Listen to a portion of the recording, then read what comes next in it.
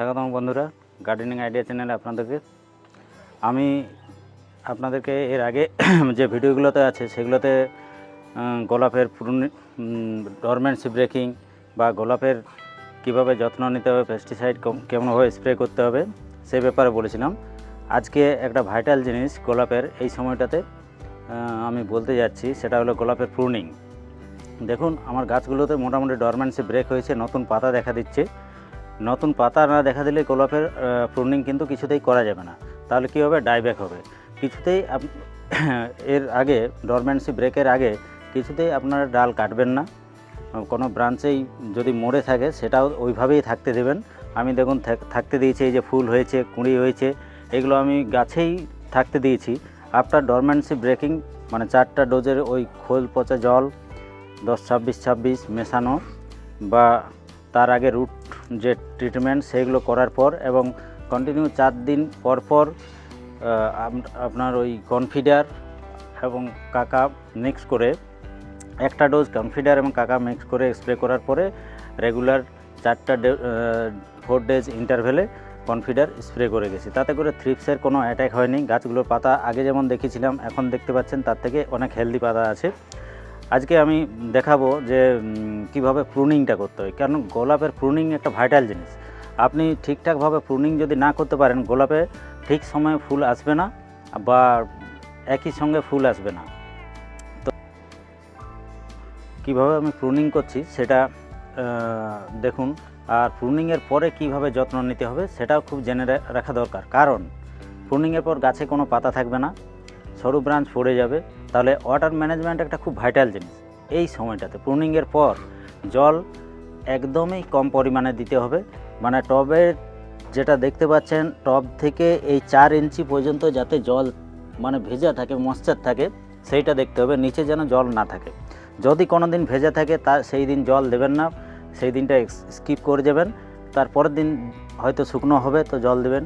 মাটিটা কতটা ময়েশ্চার থাকছে সেটা আপনি খুঁড়ে দেখে নেবেন একটু, যে টব আমার মাটির কিভাবে তৈরি করা হয়েছে এবং কতটা পরিমাণে সেটাতে ময়েশ্চার হোল্ড করছে। তারপরে প্রুনিংয়ের পরবর্তী আমি যে কেয়ারগুলো নিতে হবে সেগুলো বলে দিচ্ছি। অ্যাজ ইট ইজ চলতে থাকবে। যেমন কনফিডার চলছিল, দেখুন এগুলো তো নতুন ব্রাঞ্চ বেরিয়েছে ঠিকই, কিন্তু কোনো এগুলো তো বার্ড ফর্মেশন হয়নি। মানে হচ্ছে এগুলো ব্লাইন্ড শ্যুট। ব্লাইন্ড শ্যুট কখন হয়? যখন আপনার রুটের প্রবলেম থাকে অথবা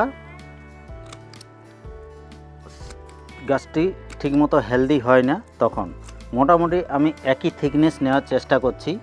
সরু যে ব্রাঞ্চগুলো আছে রিফিলের মতো, সেই রিফিলের মতো ব্রাঞ্চগুলো কেটে দেব। পেন্সিল সাইজ বা তার থেকে একটু ছোট যে ব্রাঞ্চগুলো আছে সেগুলো রাখবো। কোনো ক্রস ডাল যেগুলো আছে সেগুলো কেটে বাদ দিতে হবে। দেখুন এই ডালগুলো ক্রস করে গেছে, এগুলো সমস্তগুলোই আমি কেটে বাদ দিয়ে দেবো। তাহলে কি হবে? গাছটার একটা লুক ঠিকঠাক আসবে, একটা এস্থেটিক একটা লুকও আসা চাই। এই গাছটা আমার বছর 2-1 পুরনো গাছ। গাছটার গ্রোথ মোটামুটি ঠিকই আছে, যেমন আশা করেছিলাম সেরকমই গ্রোথ আছে। তো 1 বছরের পুরনো যে গাছগুলো সেগুলোতে আপনারা প্রুনিং করবেন না, আপনারা ট্রিমিং করতে পারেন। কিন্তু যদি গ্রোথ থাকে ভালো, 2 বছরের পুরনো গাছ, সেগুলোতে আপনারা প্রুনিং করতে পারেন নিঃসন্দেহে। কিন্তু টবের গাছকে কখনোই হার্ড প্রুনিং করা যাবে না, কারণ গাছকে তুলতে অনেক কষ্ট হয়। টবের নানা ধরনের ফিডিং করে গাছকে তোলা হয়। আর যদি সেখানে হার্ড প্রুনিং করে দেওয়া হয় তাহলে গাছ কিন্তু ফুল পেতে অসুবিধা হবে। গাছের সেই উচ্চতায় আনতে অনেক দেরি লেগে যাবে। তাহলে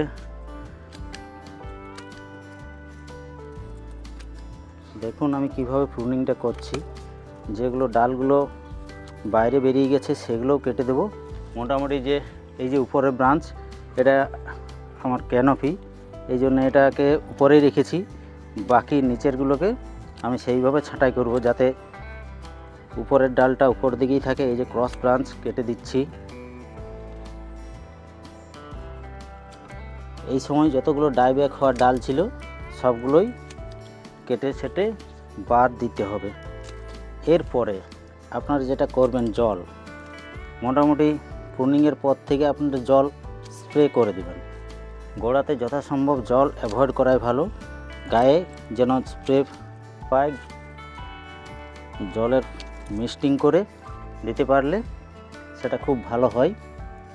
সেটাই রুট জোনে যাবে এবং সেখান থেকেই সে জলটা পাবে। এই গাছটা পাতা থাকাকালীন মোটামুটি ডেলি এর কনজামশন 2 থেকে 2.5 লিটার জল লাগে, কিন্তু যদি এর রুট না পাতা যদি না থাকে তাহলে এই গাছটাই 150 ml জল ইনটেক করতে পারবে না। তাহলে আমরা কি করব, 150 ml এর বেশি জল কিছুতেই কোনো গাছেই দেব না। মোটামুটি গাছের বয়স এবং গ্রোথ দেখে সেটা ডিপেন্ড করবে। আপনারা আন্দাজ করতে পারবেন মোটামুটি কোন গাছে কতটা জল নেবে। গোলাপের রুট মাইক্রোফাইবারস রুট থাকে, সেহেতু গোলাপের যদি জল বেশি হয় তাহলে গোলাপের রুট মরে যাবে এবং যে ব্রাঞ্চগুলো হবে, যদি ব্রাঞ্চ ডেভেলপ করার কথা নয়, যদি ডেভেলপ করে তাহলে সেগুলোতে ব্লাইন্ড শুট দেবে, অর্থাৎ সেই ব্রাঞ্চগুলোতে আর ফুল আসবে না কিছুতেই। তার ফুলের জন্যই আমাদের গাছ করা। যদি আমার সঠিক সময়ে ফুলটাই না হয় তাহলে আমরা গাছ করে আমাদের কোনো লাভই নেই। সঠিক সময়ে ফুল পেতে গেলে আমাদের ঠিকঠাকভাবে প্রুনিংটা করতে হবে।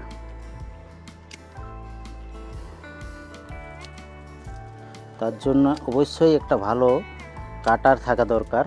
কাটারটা আমি ফ্যালকনের নিয়েছিলাম। ফ্যালকন খুব মোটামুটি একটা রিনাউন্স কোম্পানি।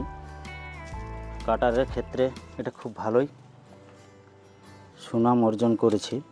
আপনারা যে কোনো কাটার নেবেন, কাটার আগে অবশ্যই সেটাতে স্যানিটাইজ করে নেবেন স্পিরিট দিয়ে, অথবা যদি নেল পলিশ রিমুভার থাকে সেটাও কাজ দেবে। আইসোপ্রোপাইল অ্যালকোহল দিয়েও করা যায়।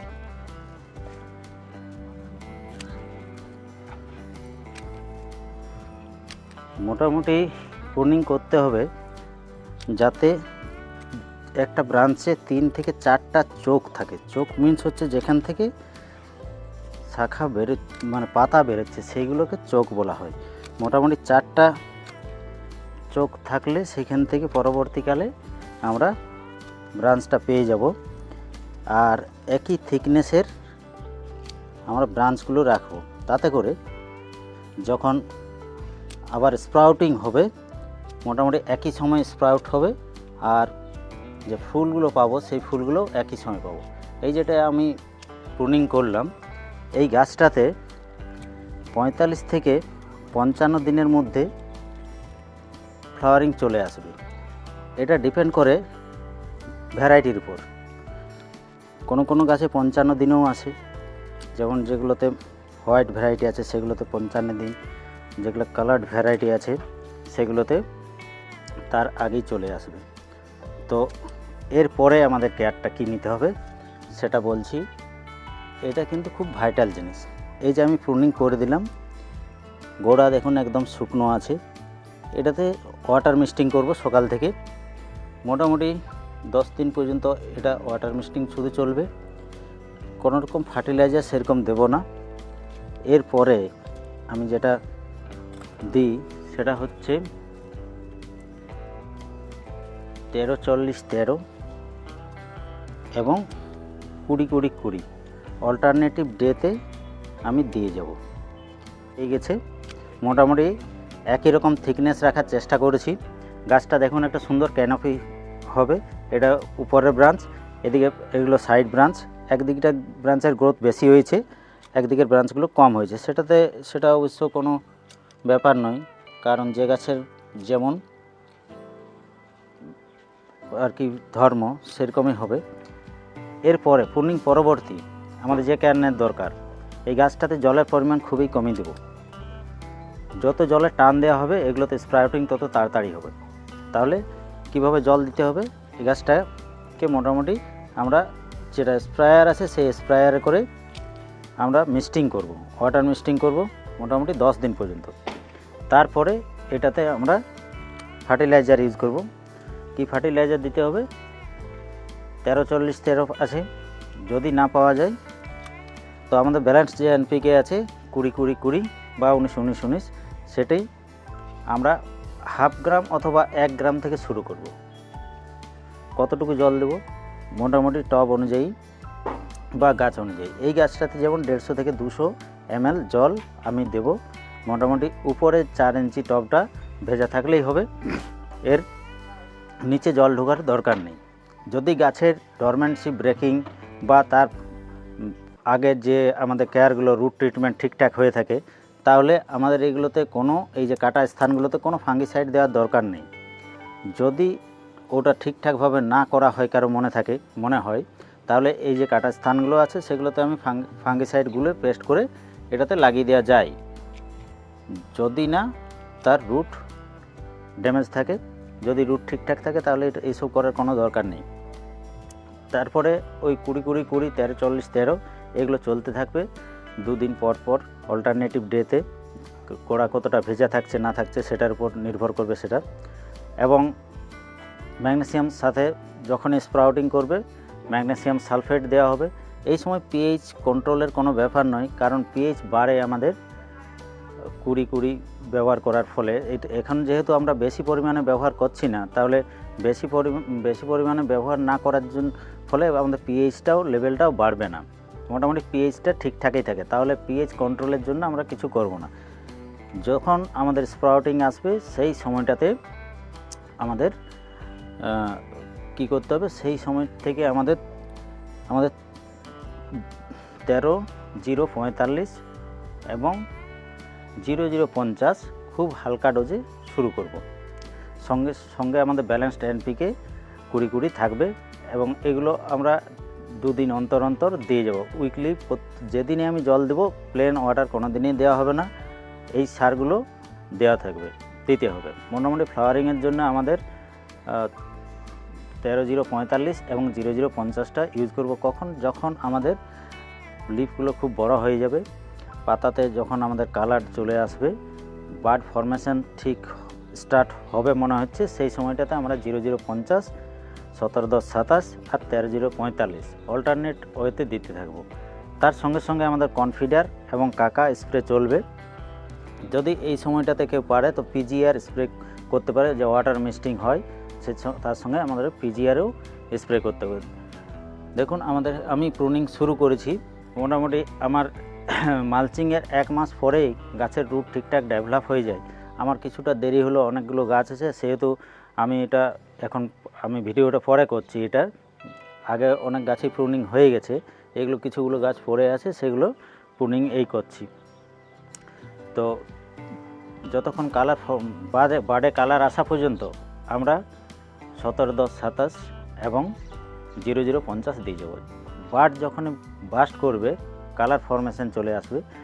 দেখুন এইদিকে যে বাডটা দেখা গেছে, এই বাডটা দেখা যাচ্ছে, এই কালার ফরমেশন হলে আমরা ফার্টিলাইজার দেওয়া বন্ধ করে দেবো। এবং এই সময়টাতে আমাকে ভাসিয়ে জল দিতে হবে, মিন্স টবের যে ফুটো থাকে পট হোল, সেই পট হোল দিয়ে যেন জল বার হয়ে যায়, সেটা আমরা দেখব। তো গোলাপ ফুলের রানী, একে যত্নও করতে হয় রানীর মতোই, কোনো স্টেজেই স্কিপ করা যাবে না। প্রত্যেকটা যে স্টেপ আছে, root care, root treatment, dormancy break dormancy বা আমাদের যে পেস্টিসাইড রেগুলার ইন্টারভেলে দিতে হয় সেগুলো, পিএইচ কন্ট্রোল এবং প্রুনিং। এই প্রুনিং আসার পরে যে ফার্টিলাইজারগুলো ইউজ করতে হয়, সেই ফার্টিলাইজার এইগুলো একদম রেগুলার ইন্টারভেলে রুটিন ওয়াইজ করতে হবে। গোলাপ গাছ করা খুবই সহজ, কিন্তু যদি এই কিছুগুলো টিপস মেনে চলা হয়, এরপরও আরও অনেক কিছু ব্যাপার আছে, কিন্তু সাধারণ মানুষের জন্য আমি সহজভাবে যেগুলো বললাম সেইগুলো সহজেই যে কেউ করতে পারবে। এবং এই যে ফার্টিলাইজারগুলো আছে যে কোনো দোকানেই সহজেই পাওয়া যায়, ইজিলি অ্যাভেলেবেল। এই যে 17-10-27 এগুলো এখন পাওয়া যাচ্ছে, অনলাইনে পাওয়া যাবে। আর এরকম সার দোকানে 20-20-20 বা 13-0-45 আর 17-10-27, এই 13-0-45-00-50 এই সারগুলো ইজিলি অ্যাভেলেবেল আছে। আরেকটা ব্যাপার, যখন আমাদের স্প্রাউটিং আসবে, মিনস হচ্ছে নতুন আমাদের যখন ব্রাঞ্চ ছাড়বে, বেসাল ছাড়বে, সেই সময় আমাদের 1 গ্রাম প্রতি লিটার করে আমি ক্যালসিয়াম নাইট্রেটটাও দেওয়ার চেষ্টা করব। সেটা উইকলি একদিন হতে পারে অথবা 2 সপ্তাহ একবারও হতে পারে। কারণ কি, ক্যালসিয়াম আমাদের গাছের কি করে সেল যে ওয়াল আছে সেই সেল ওয়ালের মিডিল লেভেলে ফর্মেশন করে, মানে কোষ প্রাচীর তৈরি করতে সাহায্য করে। যদি আমরা ক্যালসিয়াম দিই তাহলে সেটা কি হয়, গাছগুলোর ব্রাঞ্চগুলো শক্ত হবে। এই যে আমাদের ফুল নুয়ে পড়ে, এই ফুল নুয়ে পড়ে দুটো কারণ হচ্ছে, এক যদি আমাদের থিকনেসটা কম থাকে ব্রাঞ্চের সেটার কারণে হয়, অথবা যদি ব্রাঞ্চ দুর্বল হয় তাহলেও হতে পারে। তো ক্যালসিয়াম নাইট্রেট দিলে মোটামুটি এই ব্রাঞ্চগুলো শক্ত থাকে এবং ফুলগুলো স্ট্রেট থাকে, দেখতে ভালো লাগে। একসঙ্গে যখন অনেকগুলো ফুল ফুটে থাকবে, সোজাসুজিভাবে দাঁড়িয়ে থাকবে, তাহলে আমাদের এটা সুবিধা হয়, দেখতেও একটা অ্যাস্থেটিক আলাদা লুক থাকে। আর ঠিক আছে বন্ধুরা, যদি কারো কোনো অসুবিধা হয় প্রুনিংয়ের ব্যাপারে, তো আমাকে অবশ্যই মেসেজ করতে পারেন, কমেন্ট বক্সে জানাতে পারেন, অথবা হোয়াটসঅ্যাপ করতে পারেন। নিচের কমেন্ট বক্সে আমার হোয়াটসঅ্যাপ নাম্বারটা দেওয়া থাকবে। অবশ্যই ভালো থাকবেন, বাগান করুন। Thank you.